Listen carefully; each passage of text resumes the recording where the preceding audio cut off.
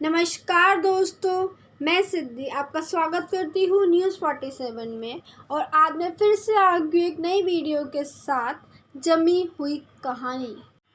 ये frozen story है जब राजकुमारी एल्सा और एल्रेंडा की राजकुमारी अन्ना छोटी लड़की थी तो वह सबसे अच्छी दोस्त थी।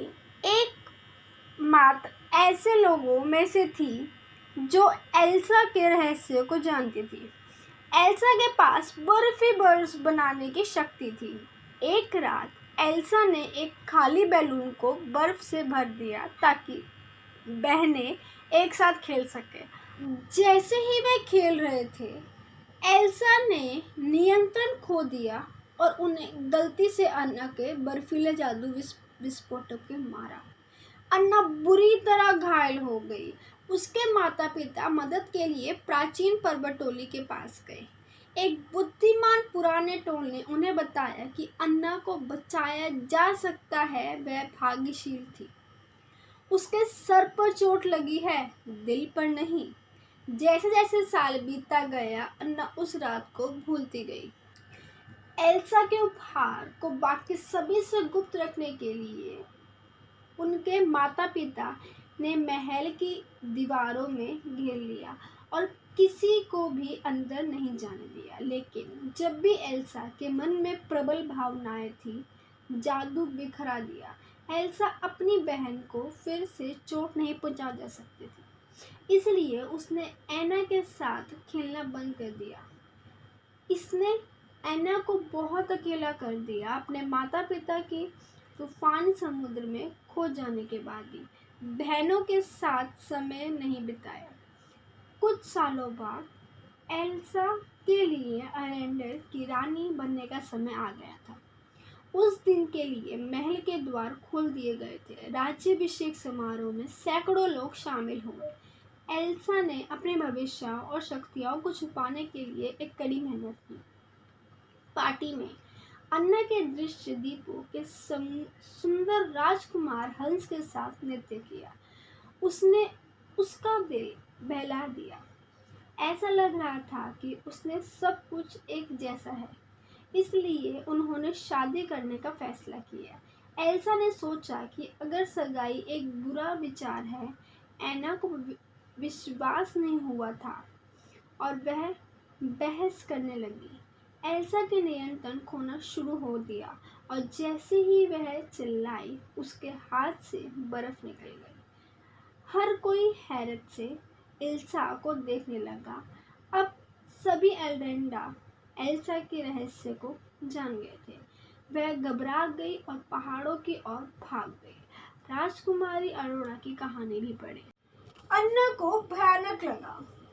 एल्सा की शक्तियां ने गर्मियों के बीच से एक भविष्य सदियों का तूफान खड़ा कर दिया। उसने हंस का राज्य का प्रभावी छोड़ दिया और एल्सा के पीछे दौड़ी पड़ी। जैसे ही अन्ना एजेंट हवा से सवार हुआ, उन्होंने घोड़े ने उसे बर्फ में फेंक दिया और वापस एल्रेंडा की ओर भाग गए।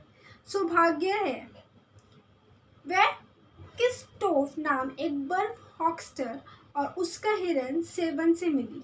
दोनों मिलकर एल्सा की तलाश में निकल पड़े। जैसे ही वे पहाड़ पर चढ़े, अन्ना और किस्टोफ ने एक सुंदर शीतकालीन वॉर्डन की खोज की। वह ऑलिव नाम के एक मुगट सिनोमिन से मिली। ऑल्फा जानता था कि एल्सा कहाँ है और वह उसे गर्मी वापस लाने में मदद कर सकता था। इस बीच अंस एल्रेंडा के लोगों की मदद कर रहे थे। जब अन्ना को घोड़े में उसने बिना वापस महल में आया तो हंस भीड़ की ओर मुड़ा और सभी सेवाओं के लिए कहा। पहाड़ पर वापस ऑल्फ अन्ना और विस्टॉफ को एक विशाल बर्फ महल में ले गया, जिसमें एल्सा ने अपनी शक्तियों से बनाया था। यहाँ तक कि किस्फोट भी प्रभावित हुए हैं। अंदर एना ने एल्सा को अलेक्जेंडर से भावुक तूफान के बारे में बताया। एल्सा चीखती थी और यह नहीं जानती थी कि शहर को कैसे मुक्त किया जा सके। और उसने सोचा कि अन्ना और अलेक्जेंडर उसके बीच बेहतर हो सकते हैं। एना चाहती थी कि एल्सा घर आए, लेकिन एल्सा बहुत डरी हुई थी कि वह और लोगों को चोट पहुंचा गई। जैसे कि बहनों ने तर्क दिया, एल्सा के शरीर से जादू की एक बर्फीली लहर फूटी पड़ी और एना को सीने से जाकर लगी। एना अपनी बहन के बिना नहीं जीती थी। एल्सा चाहती थी कि उसे यह करना है।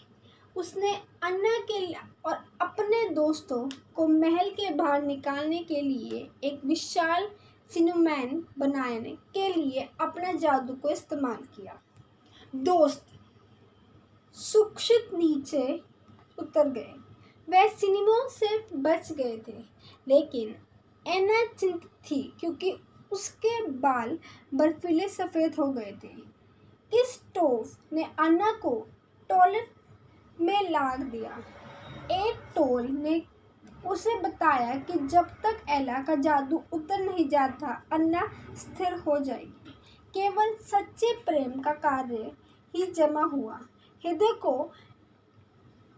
पिघला सकता है। केवल सच्चे प्यार का कार्य ही जमा हुआ हृदय को पिघला जा सकता है। एना जानती थी कि वह हंस से प्यार करती है। जैसे ही वह कांपने लगी, क्रिस्टोफ उसके बारे में चिंतित हो गया। हंस और उसके सैनिक कभी कभी आइस फ्लेसन पहुंचे थे और एल्सा पर हमला किया। वह उसे वापस एलेग्रोन ले आए और उसने काल कोठरी में फेंक दिया।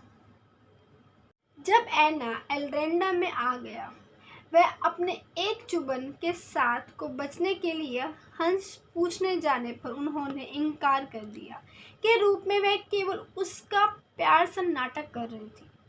वह अन्ना और एल्सा को छुटकारा पाकर अलेक्जेंडर पर अधिकार करना चाहती थी। हंस ने एना को अकेला छोड़ दिया और कांपने लगा। ऑलिव ने उसे ढूंढने लिया और उसे गर्म करने में मदद की, लेकिन इन्हें कमज़ोर होती जा रही थी। खोलाफ में खिड़की से बाहर देखा और क्रिस्टोफ को महल की ओर दौड़ते हुए देखा। क्रिस्टोफ एक अन्ना चुबन करने के लिए आवश्यक था। एल्सा काल ठोकरी से भाग निकलने थी, लेकिन हंस उसका पीछा था। हंस ने एल्सा से कहा कि उसके जादुई विस्फोटक ने एना के दिल को छू लिया। एल्सा बर्फ में गिर गई और उसने अपनी आंखें बंद कर ली। अपनी बहन की रक्षा के लिए उसने जो कुछ किया, सब वह विफल हो गया।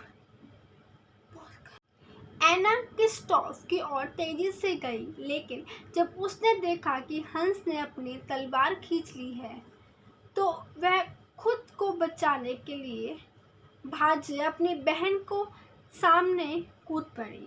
हंस ने अपनी तलवार घुमाते, लेकिन वह एना को गम हुए शरीर के खिलाफ चकनाचूर हो गई। एल्सा ने अपनी बहन को पकड़ लिया। अचानक एना पिघलाना शुरू हो गई और दोनों बहनें गीले लग गए। जैसे ही ऑलिव ने उसे देखा, उसने याद आया कि बुद्धिमान पुराने टोल में कहा करते थे कि सच्चा प्यार का एक कार्य एक जमे हुए दिल को पिघला जाता है। एल्सा ने लिए इना के प्यार ने उन दोनों को और राज्य बचा लिया था। दोनों बहन फिर से सबसे अच्छी दोस्त थी और ग्रामीण काल एल्रेंडा लौट आया था। एल्रा ने ऑलिव को पिघलाने से बचाने के लिए ऑलिव को थोड़ा बर्फीली बादल भी बना दिया। एल्सा के लिए अन्ना के लिए एक राष्ट्र था। अब महल के द्वार वैसा ही था जैसा होना चाहिए था। धन्यवाद।